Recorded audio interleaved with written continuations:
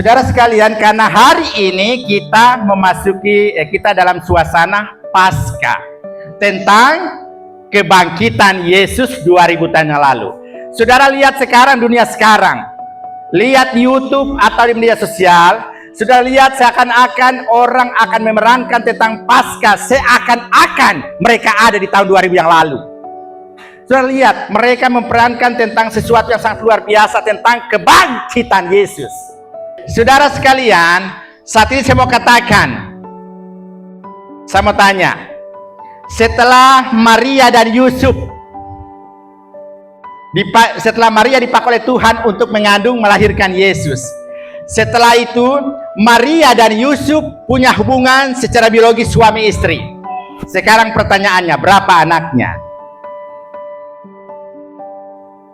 Ada yang tahu? Ada yang bisa bantu saya?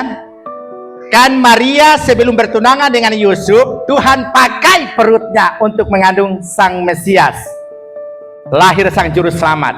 Kemudian setelah dia melahirkan, maka selayaknya mereka, Yusuf dan Maria, hidup sebagai suami istri. Maka mereka dikaruniai berapa anak? Ada yang pernah dengar ini?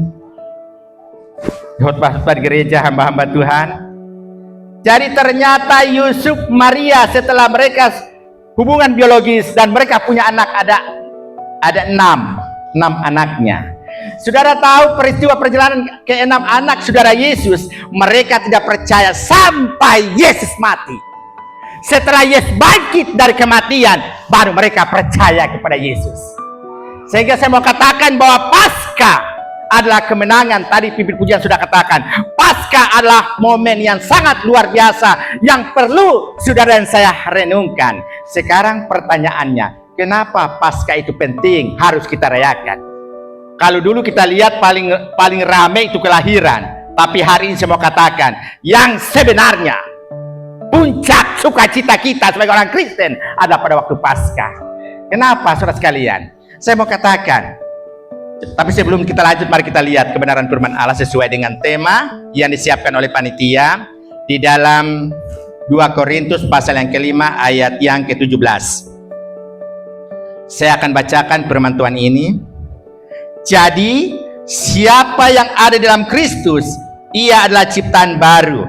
Yang lama sudah berlalu, sesungguhnya yang baru sudah datang. Dengan tema yang disediakan oleh panitia lewat Lembaga Persekutuan Pembawa Salom, ibadah perayaan Paskah dengan tema kuasa kebangkitannya menjadikanku ciptaan baru. Saudara, ini ada 2 kata yang sangat luar biasa. Kalau saya khotbahkan sampai tengah malam tidak akan selesai. Tapi satu the point. Saudara, pertanyaan pertama, kenapa Paskah itu sangat penting?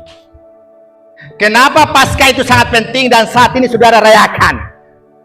Yang pertama, karena Paskah adalah ajaran sentral bagi orang Kristen. Jadi, kalau ada gereja yang tidak merayakan Paskah perlu dipertanyakan. Karena Paskah adalah puncak kemenangan orang Kristen. Sehingga tadi saya katakan, kenapa Paskah itu penting? Karena Paskah adalah pelajaran yang mutlak, yang benar tentang kekristenan. Amin. Sekarang pertanyaan yang ulang. Kalau Yesus tidak dibangkitkan, kata Paulus dalam 1 Korintus 15 dan 17, kalau Yesus tidak dibangkitkan, maka yang pertama, kalau Yesus tidak dibangkitkan ya, kalau Yesus tidak dibangkitkan, maka yang pertama, sia-sia kita beribadah hari ini.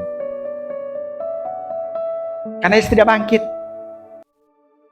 Jadi yang pertama, kalau Yesus tidak dibangkitkan, maka sia-sia kita beribadah hari ini. Yang kedua, kalau Yesus tidak dibangkitkan, maka iman juga kita sia-sia. Kalau Yesus tidak dibangkitkan, maka para hamba Tuhan, para pendeta yang berkhotbah hari ini sia-sia.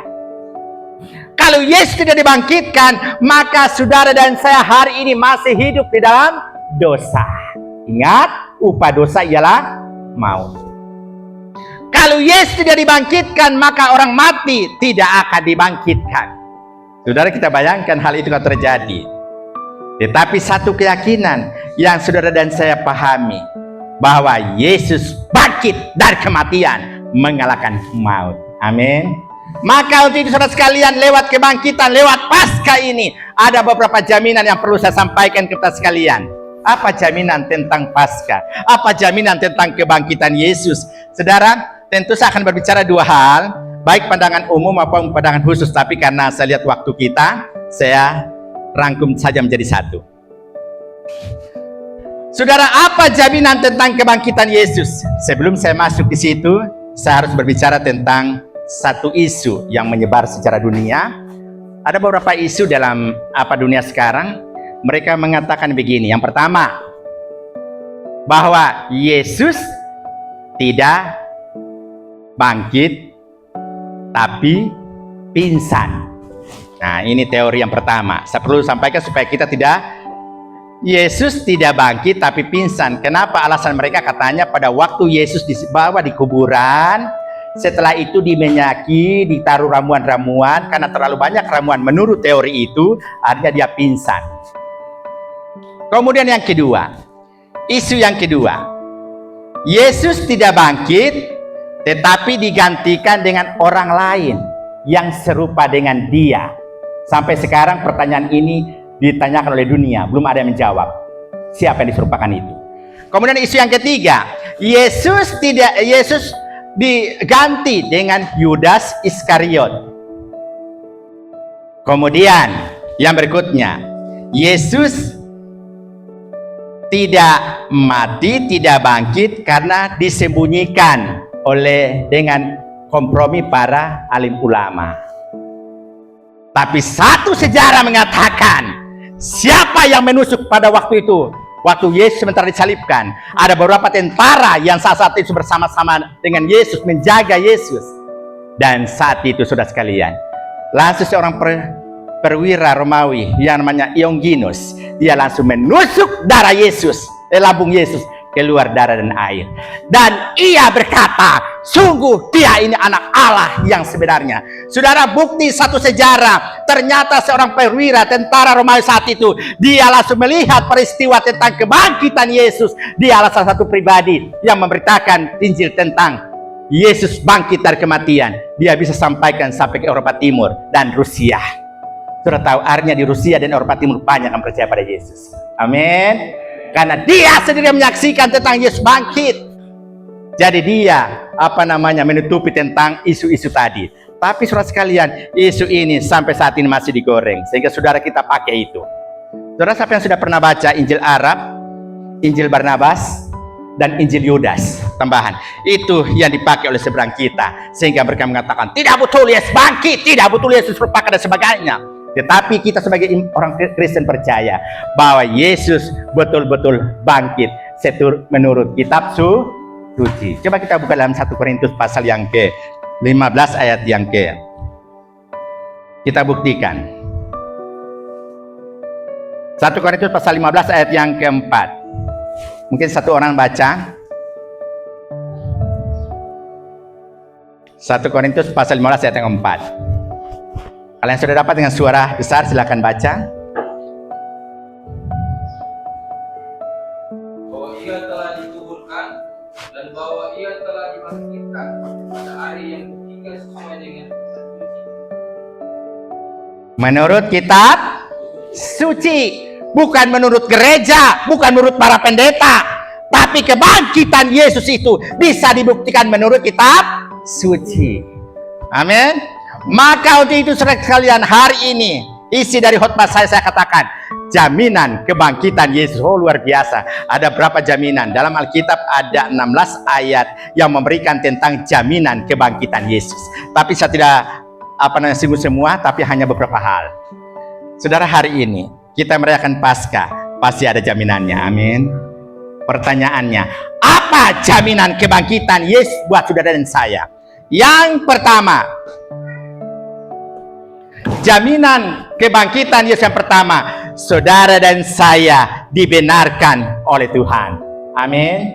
Jaminan yang pertama, saudara dan saya dibenarkan oleh Tuhan. Mari kita buktikan di dalam Roma 4 ayat yang ke-25. Apakah betul saudara dan saya dibenarkan? Satu orang bisa baca. Hari ini saudara dan saya banyak ayat firman Tuhan. Mari kita lihat. Yang pertama, jaminan kebangkitan Yesus, jaminan Paskah. Yang pertama, Roma 4 ayat 25. Saudara dan saya dibenarkan oleh Tuhan. Sudah ada yang dapat?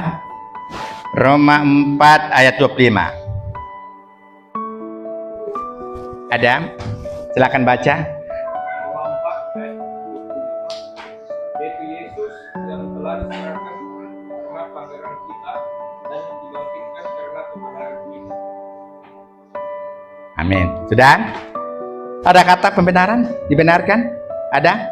Jadi jaminan kebangkitan Yesus yang pertama, saudara dan saya dibenarkan oleh Tuhan. Amin. Semua sudah dibenarkan. Amin. Itu jaminan kebangkitan saudara dan saya dibenarkan. Bahkan Roma pasal 3 dikatakan bahwa semua manusia tidak ada yang benar. Semua manusia telah menyeleweng. Semua manusia telah berdosa. Semua manusia tidak ada yang patut dibanggakan karena semua yang sebenarnya maut. Tapi Tuhan tidak mau hal itu terjadi, maka dia harus benarkan saudara dulu. Amin. Hanya bisa lewat kebangkitannya, maka saudara dibenarkan oleh Allah. Amin. Jadi kita dibenarkan semua. Haleluya. Inilah orang-orang benar. Kalau saudara sudah dikatakan orang benar, yang sudah dibayar lunas oleh Tuhan. Hai remaja pemuda, engkau sudah dibenarkan oleh Tuhan. Amin. Engkau sudah dibayar Tuhan. Amin. Karena dibenarkan harus dibayar dulu supaya dia benar. Amin. Karena saudara dan saya lewat kebangkitan Yesus, dia membayar dulu saudara dan saya, maka dia akan benarkan. Siapa yang melakukan ini? Hanya Yesus. Pemuda-pemuda sudah dibenarkan semua, sudah dibayar lunas semua. Apa yang Anda lakukan? Sebagai pemuda, remaja, kita semua sudah dibenarkan oleh Tuhan, sudah dibayar lunas oleh Tuhan. Maka itu apa yang kita lakukan saat ini?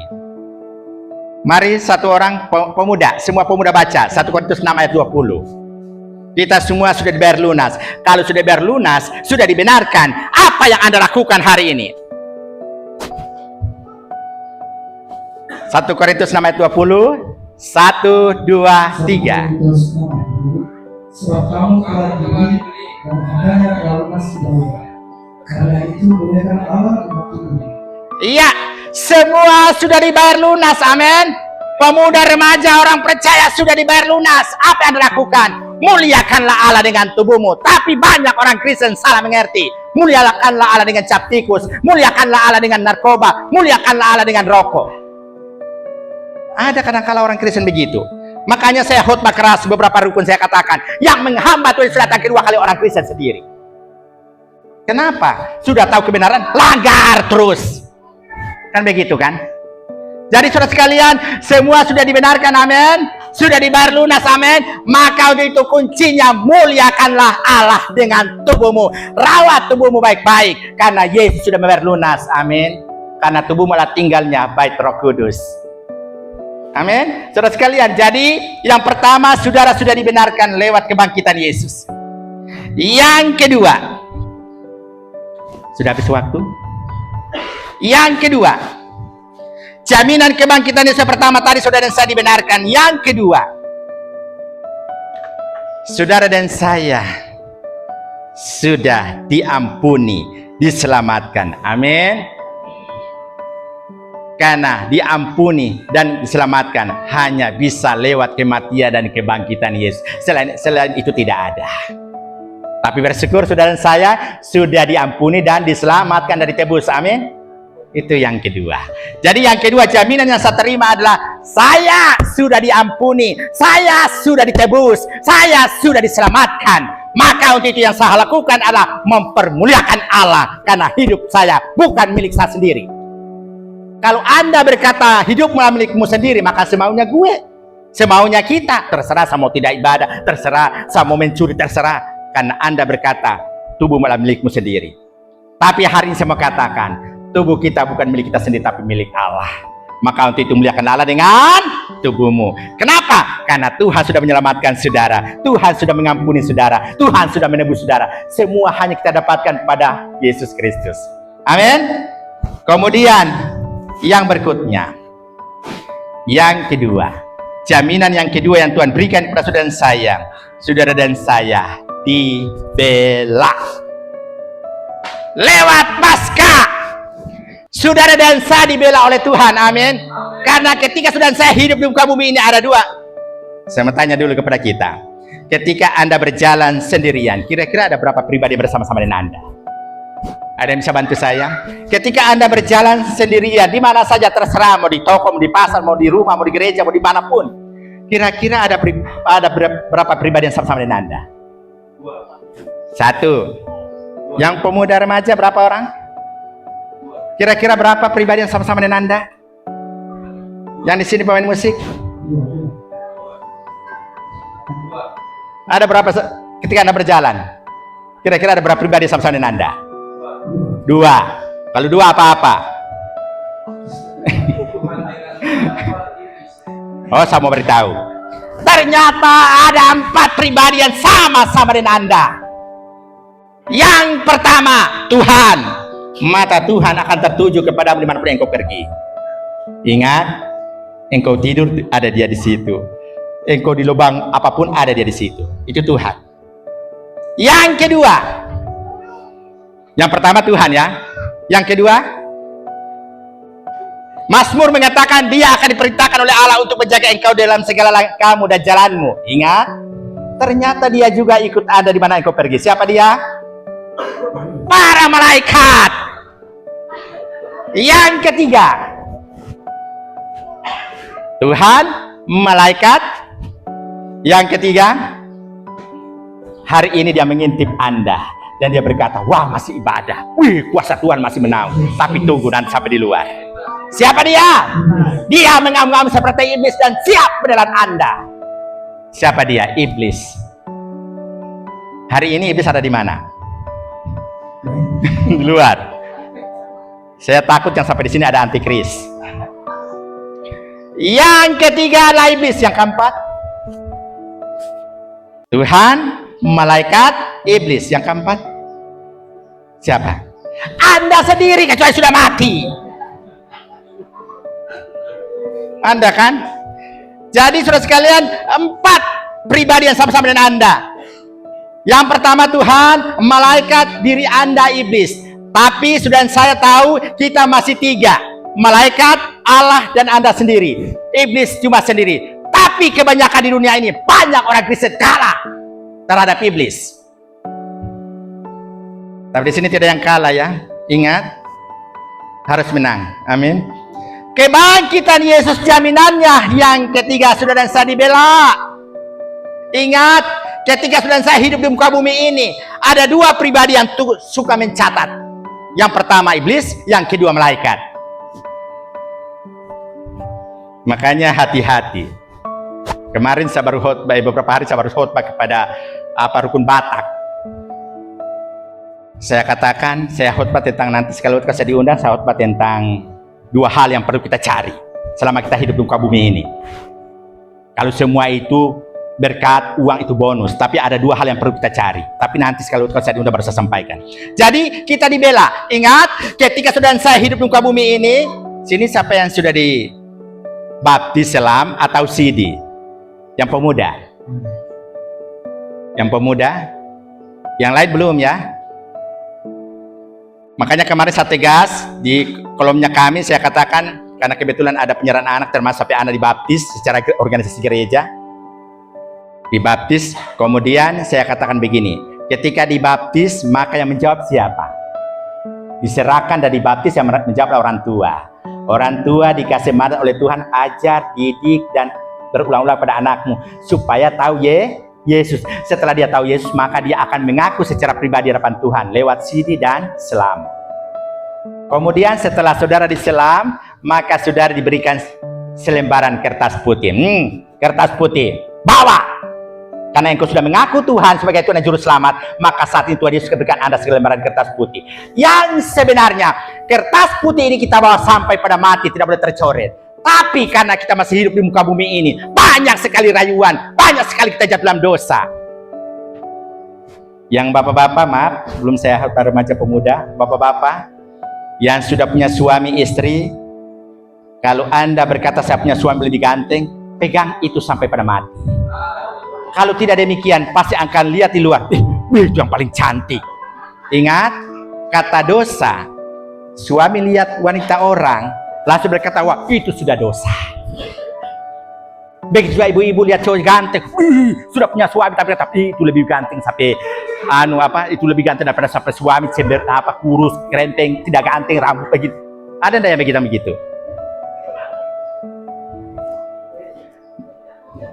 Jadi apalagi yang pemuda-pemuda, saya mau katakan pada pemuda remaja ya, cari pasangan harus yang seiman. Tidak boleh tidak. Cari yang seiman. Iman kita tidak bisa dijual dengan harga miliaran. Tidak bisa. Iman sudah paling mahal.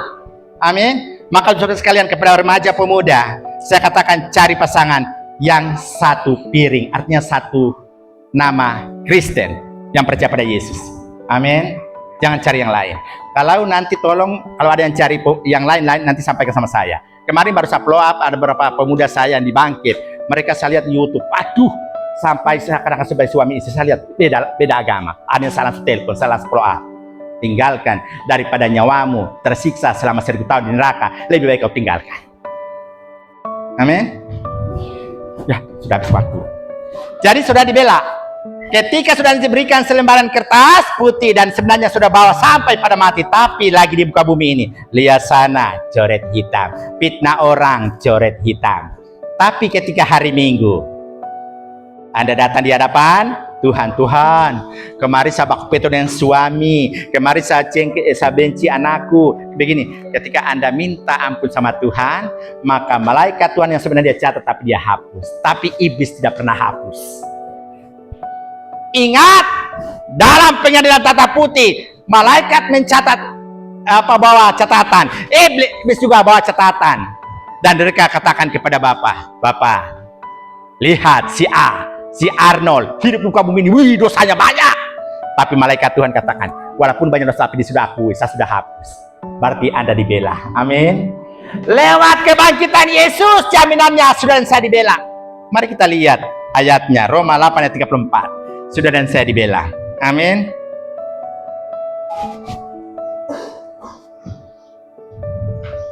Sudah? Roma pasal 8 ayat 34. Dia adalah pembela saudara.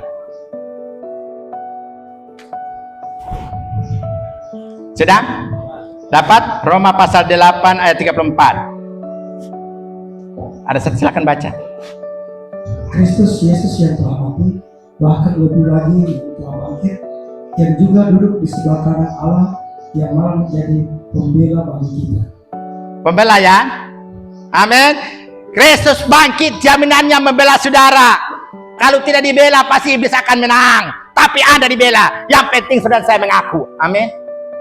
Haleluya. Karena dosa warisan, dosa pertalian sudah dihapuskan oleh Yesus lewat kebangkitannya. Dan saat yang saudara hadapi adalah dosa pribadi, perkataan, perbuatan, tindakan. Tapi sudah harus akui sendiri di hadapan Tuhan. Amin. Kemudian masih ada lain, tapi saya langsung to the point. Terakhir baru saya bahas tentang ciptaan baru. Kemudian dampak kebangkitan Yesus. Saudara, apa dampak kebangkitan Yesus? Dampak kebangkitan Yesus. Sudah pernah dengar enggak kalau ada pendeta meninggal langsung tidak gempa bumi? Tidak ada. Dampak kebangkitan Yesus itu ada 4. Yang pertama, bait Allah terbelah 2. Kita bayangkan saudara sekalian, bait Allah terbelah 2. Dampak kebangkitan Yesus, apa maksudnya saudara sekalian? Kalau dulu saudara sekalian, kalau ada yang suka mencuri, jangan langsung sampaikan sama Tuhan, tapi harus lewat surat, sampaikan kepada Romo, sampaikan kepada pastor, dan pastor katakan, Tuhan, si Arnold pencuri ayam, si Arnold berkelahi orang tua, itu harus lewat para pendeta, sampaikan kepada Tuhan. Tapi Martin Luther protes. Kenapa? Karena dampak kebangkitan Yesus adalah bait Allah terbelah 2. Berarti tidak lagi lewat perantara, tapi Anda sendirian datang kepada Tuhan. Amin. Jadi saudara langsung datang, Tuhan, Engkau Allah yang kudus, saya datang mengaku di depan-Mu. Saya datang menyapa Engkau. Jadi dampak kebangkitan Yesus, bait Allah terbelah 2. Yang kedua, dampak kebangkitan Yesus, karena di sini kita berbicara tentang kuasa kebangkitannya. Jadi dampak kebangkitan Yesus, bait Allah terbelah dua. Bayangkan, langsung bangkit, bait Allah terbelah dua. Kemudian yang kedua, terjadi gempa bumi. Apa maksudnya? Ini semua punya maksud. Kemudian yang ketiga, gunung-gunung terbelah. Yang keempat, kuburan terbuka. Ini ada maksud, tapi nanti sekali saya khotbahkan. Oke, to the point. Kemudian jaminan yang berikutnya. Apa jaminan kebangkitan Yesus? Menjadikan saudara dan saya menjadi manusia baru. Amin. Semua manusia baru. Kalau ada yang bapeto, berarti belum manusia baru. Kalau ada yang suka mencuri, berarti bukan manusia baru. Kalian tidak pernah beribadah, itu belum manusia baru. Tapi manusia baru adalah manusia yang sudah diperbarui oleh Allah lewat kebangkitannya. Karena kita lah manusia lama. Dulunya misalnya kita suka mencuri, dulunya kita suka memfitnah, dulunya kita tidak pernah beribadah dengan Tuhan, dulunya kita salah bergaul, dulunya kita lah peminum minuman cap tikus. Saudara, pernah saya khotbah di salah satu persekutuan, mereka saya mengatakan begini. Saya bilang begini, banci, waria tidak mendapat bagian dalam kerajaan Allah. Langsung ada yang protes saya. Pak Pendeta, ya Tuhan, kau ini, orang ini walaupun waria, orang ini banci, tapi bisa menata wanita lebih cantik. Kalau tidak ada kami, bagaimana mau cantik nih orang-orang ini? Dalam pernikahan kami tata rias segala macam. Saya langsung katakan, oh iya, bakat tidak ada yang melarang. Tapi ada sesuatu yang Tuhan tidak mau terjadi pada waria dan lesbi dan sebagainya. Tahu kan kenapa Sodom dan Gomora? Bahkan beberapa bulan lalu saya khotbah di lapas, langsung ada satu bapak protes, Pak Pendeta, sekarang sudah ada aturan, laki-laki boleh kawin sama laki-laki, perempuan boleh kawin dengan perempuan. Itu membalikan ciptaan Tuhan. Siapa bilang? Karena sudah ada beberapa negara yang diperbolehkan laki-laki kawin laki-laki, perempuan kawin perempuan. Ada beberapa negara. Saya katakan kalau saya temui, saya katakan itulah antikris, itulah orang yang mendekatkan neraka. Makanya saudara sekalian, saya langsung katakan, banci tidak mendapat bagian dalam kerajaan Allah. Betul? Kita bisa buktikan ya. Kita bisa buktikan. 1 Korintus 6 ayat 9. Ini bukan saya ngomong Alkitab. Makan saya khotbah di Rukun Penuh, saya katakan, baroko itu juga tidak mendapat bagian dalam kerajaan surga. Langsung ketuanya, Pak, saya ini masih baroko. Puji Tuhan, hari ini firman Tuhan tegur. Karena dalam Galatia pasal 5 ayat 19, di situ ada kata dan sebagainya. Dalam tradisi kalau kita lihat tradisi Yahudi, itu juga termasuk narkoba, narkotika, rokok dan sebagainya. Masuk ke dalam. Tapi karena hamba Tuhan takut menyampaikan hal kepada jemaat, takut jangan sampai rokok tidak dibeli. Padahal itu juga firman Tuhan kata, tegurlah apa yang salah. Amin. Coba 1 Korintus 6 ayat 9. 1 Korintus 6 ayat 9. Atau tidak tahu kamu bahwa orang-orang yang tidak adil tidak akan mendapat bagian dalam kerajaan Allah. Janganlah sesat. Orang cabul, penyembah berhala, orang berzina, banci. Stop. Ada kata banci kan? Di sejujurnya adalah tidak mendapat bagian kerajaan Allah. Nah, mulai berpikir, aduh bagaimana ini. Jadi, saudara adalah manusia baru, tinggalkan manusia lama. Karena sudah saat ini sudah diperbarui dengan kebangkitan Yesus, maka itu janganlah ambil manusia lama. Apa itu manusia lama? Makanya dalam Alkitab katakan, matikanlah manusia lama, karena engkau sudah diperbarui lewat kebangkitan Yesus. Saya sadar yang dulunya saya tidak pernah ibadah. Ada di sini pemuda remaja yang jarang ibadah. Nanti 1 tahun baru kelihatan. Ada. Tuhan sudah bayar Anda ya. Muliakanlah Allah dengan tubuhmu. Aktif beribadah. Saya kasih ayat, 1 ayat. Ibrani 10 ayat 25. Kalau yang malas ibadah, kasih ayat. Makanya saudara sekalian, kalau saya lihat ada sesuatu yang terjadi, dia berdosa ini, saya kasih ayat. Ibrani 10 ayat 25. Barang siapa yang malas ibadah, baca ayat ini. Ibrani 10 ayat 25. Nanti bisa Bapak baca yang pakai mic, supaya yang pemuda pun yang malas ibadah dengar. Karena saudara ingin diperbaharui, maka itu jadilah manusia baru, manusia yang meningkatkan hubungan dengan Tuhan. Amin. Janganlah kita menjauhkan diri dari pertemuan-pertemuan ibadah, pertemuan ibadah kita seperti biasakanlah oleh beberapa orang, tetapi marilah kita saling menasihati dan semakin giat melakukannya menurut Tuhan yang mendekat. Iya. Janganlah kita menjauhkan diri dari pertemuan-pertemuan ibadah kita seperti kebiasaan beberapa orang. Kalau ada punya kebiasaan, matikanlah. Dan saat ini saya sudah diperbarui oleh Tuhan. Dan juga ingat kepada pemuda-pemuda yang aktif, jangan engkau biarkan dia tidak ibadah, biar saja dia. Tapi nasihatilah mereka menjelang hari Tuhan yang akan mendatang. Kalau sudah hari Tuhan, so tidak ada ampun. So tidak ada ampun kalau sudah hari Tuhan. Hari Tuhan itu sangat menyakitkan, menakutkan. Oke? Jadi kalau Anda ingin menjadi manusia baru, maka yang pertama, manusia baru dalam tingkah lakunya yang pertama, dia meningkatkan hubungannya dengan Tuhan. Amin. Yang pertama, kalau Anda menjadi ciptaan baru, manusia baru, maka yang pertama Anda lakukan, tingkatkan hubunganmu dengan Tuhan. Itu yang pertama. Kemudian yang kedua, kalau Anda menjadi ciptaan yang baru, yang kedua, saudara harus meningkatkan doamu kepada Tuhan. Saya mau tanya di sini, remaja, sebelum makan apa yang dilakukan? Sebelum belajar apa yang dilakukan?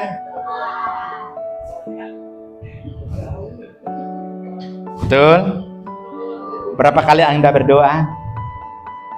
Sedangkan seberang kita 5 waktu mereka berdoa. Kalau kita berapa waktu? Sama tanya. Orang Kristen berapa waktu? Baru hari Minggu saja pelit. Padahal cuma satu kali. Tapi pelitnya bukan main. Sedangkan seberang kita 5 waktu mereka lakukan. Tapi kita, sekarang mau tanya, orang Kristen kapan berdoa? Nanti ibadah. Alkitab katakan, janganlah engkau jemu-jemu berdoa. Jadi yang kedua, manusia baru, ciptaan baru. Yang pertama meningkatkan hubungan dengan Tuhan. Yang kedua, meningkatkan doanya kepada Tuhan. Pulang praktek ya. Ibu-ibu, bapak-bapak, pernah saya khotbah ke jemaat, saya katakan, pulang, tingkatkan hubungan, tingkatkan doa. Tiba-tiba si bapak ini pulang sampai di rumah, mak, sebelum kita makan kita berdoa. Begitu, langsung tiba-tiba istrinya ketemu saya, Pak Pendeta, roh apa yang masuk pada suami saya? Selama ini tidak pernah berdoa, tapi ketika tersentuh firman Tuhan pulang langsung dia berdoa. Langsung dia katakan, puji Tuhan. Karena firman Tuhan ada 4, Alkitab ada 4 manfaatnya. Menyatakan kesalahan, memperbaiki kelakuan, mendidik orang dalam kebenaran. Amin. Jadi kalau ditegur firman, jangan langsung katakan, oh itu pendeta itu mama pendeta itu menyinggung. Saya langsung kata, kalau ada yang bilang begitu langsung, saya langsung pro up. Karena firman Tuhan katakan, tegurlah apa yang daripada engkau masuk neraka, siksa selama 1000 tahun. Apa yang kelihatan, engkau mau mati tidak bisa, yang kita hanya gigit. Oke. Jadi manusia baru yang pertama, tingkatkan hubungan dengan Tuhan, tingkatkan persekutuan dengan Tuhan, tingkatkan doa dengan Tuhan, kemudian jangan jauhkan dari ibadah. Amin. Saudara sekalian, itu yang perlu saya sampaikan ke sekalian. Maka untuk itu kita bersyukur lewat kebangkitan Yesus membuktikan bahwa orang Kristen berkemenangan. Tadi kita sudah bersuka cita, kumenang bersama Yesus Tuhan, anak Allah Yesus namanya. Kenapa dia menyembuhkan, menyembuhkan? Berarti orang Kristen, kenapa Yesus bangkit? Ini membuktikan bahwa orang Kristen percaya siapa yang merasa berkemenangan hari ini angkat tangan. Anda adalah orang berkemenangan. Kenapa? Karena Yesus sudah bangkit. Amin. Yang kedua, kebangkitan Yesus melumpuhkan kekuatan iblis. Jadi sudah tidak ada lagi, memang iblis ada mengintip Anda, tapi ketika Anda percaya kepada Yesus dan mulut dengan hati, maka Tuhan berikan kuasa. Kuasa, amin. Semua diberikan kuasa yang sama, amin. Ketika Tuhan berikan kuasa itu kita bisa mampu mengalahkan setan lewat kebangkitannya, amin. Sampai di sini firman Tuhan masih banyak, tapi nanti kesempatan baru saya sampaikan. Ada sifat kebangkitan Kristus, ada tambahan berkat tentang kebangkitan Yesus, tapi nanti saya akan sampaikan kalau diundang kembali. Ya baik, sampai di sini firman Tuhan. Jadi kita sudah menjadi manusia baru, muliakanlah Allah dengan tubuhmu. Kita sudah menjadi manusia baru, maka itu tingkatkan hubunganmu dengan Tuhan. Matikan manusia lama. Kalau dulu kita masih kikir, kalau dulu kita jauh dengan Tuhan, kalau dulu kita masih berbuat dosa, kalau dulu kita begini-begini, saat ini matikan dan kita rindu kenakan manusia baru, supaya kita diberikan posisi oleh Tuhan bagian apa? Bagian apa? Kanannya. Yang terakhir, kesimpulan. Saudara, kelak waktu Tuhan akan kumpulkan kita semua LPPS, baik remaja, sekolah minggu, pemuda, jemaat, semua sekali waktu dikumpulkan dalam satu tempat. Setelah dikumpulkan, Yesus berdiri di tengah dan dia katakan kepada miliaran manusia di muka bumi ini, dan dia berkata begini, yang percaya kepada Yesus dengan mulut, dengan hati, ingat, yang percaya kepada Yesus dan mulut dengan hati, maka dia diberikan gambaran apa? Diberikan gambaran apa? Loh, belum pernah dengar ini. Domba.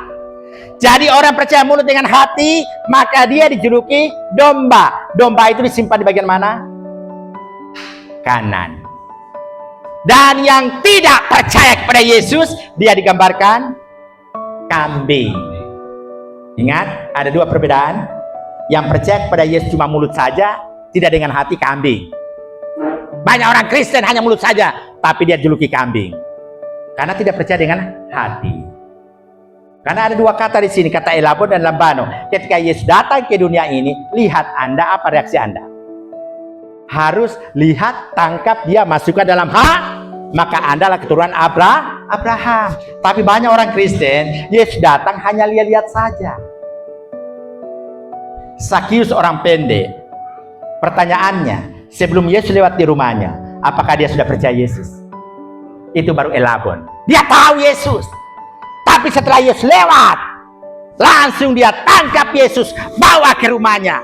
Setelah bawa di rumahnya, Tuhan Yesus katakan, hari ini akan terjadi keselamatan karena orang ini keturunan Abraham. Jadi ada dua hal, yang percaya mulut dengan hati digambarkan yang percaya cuma mulut siapa yang mau jadi kambing? Siapa digambarkan kambing? Angkat tangan. Siapa digambarkan domba? Semua angkat tangan. Aduh, puji Tuhan. Tuhan Yesus lihat ada domba-domba di sini. Oke, paling terakhir ya, paling terakhir saya kasih ayat dengan tadi. Sekarang mari kita buka sama-sama, semua buka sama kesimpulannya. Matius pasal 25.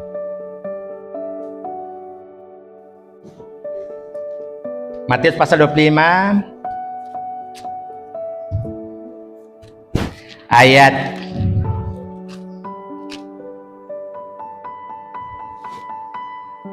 34. Yang ibu baca ayat 34, yang laki-laki baca ayat 41. Kesimpulannya ya. Ya, ini mengerikan. Dari tadi saya sudah katakan, Tuhan akan kumpulkan semua manusia di muka bumi. Berapa miliar? Ada yang mengatakan 8 miliar, 9 miliar, terserah berapa hitungan manusia. Kemudian yang percaya pada Yesus dan mulut dan hati, dia di samping kanan Yesus, maka diberikan cap domba. Yang tidak percaya pada Yesus, maka dia diberikan kambing di bagian kiri. Sekarang mari kita lihat ayat yang ke-34. Kaum ibu membaca, atau kaum wanita, perempuan, 34. 1, 2, 3. Ulang. Sama-sama ya. Kaum ibu. Perempuan. Ada Alkitab ini? Ada? Bawa Alkitab? Inilah kelemahan orang Kristen. Disuruh bawa Alkitab. HP juga boleh. Tapi yang penting Alkitab. Matius 25 ayat yang ke-34. Siapa yang suka bagian kanan, angkat tangan. Dijuluki domba. Nah, siapa yang juluki domba, angkat tangan. Tuhan tahu hari ini engkau angkat tangan. Karena engkau mau jadi digambarkan domba. Bukan saya katakan jadi domba binatang, itu bukan. Kita dijuluki sebagai anak domba. Oke, baca. Kalau juluki anak domba, ini Anda terima. 34, baca 1, 2, 3.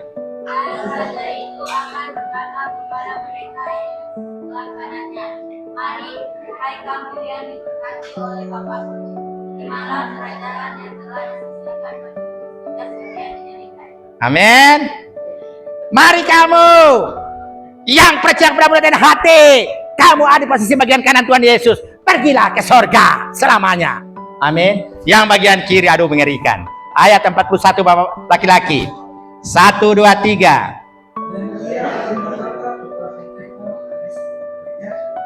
"Janganlah dari hadapanku, hai kamu orang-orang terkutuk. Nyala dalam api yang terlalu tidak bersedia, iblis dan mereka. Ada yang mau seperti itu? Makanya percaya Yesus harus mulut dengan hati. Maka kalau kita percaya mulut dengan hati, pasti kita akan bertindak hati-hati. Pasti kita tahu mana yang salah, mana yang mana yang dosa, mana yang Amin. Haleluya. Itulah karakter manusia baru. Manusia baru bisa membedakan mana yang baik, mana yang tidak, mana yang dosa, mana yang tidak dosa. Oke, sampai di sini firman Tuhan. Yesus berkata, berbahagialah kita mendengarkannya. Haleluya. Amin.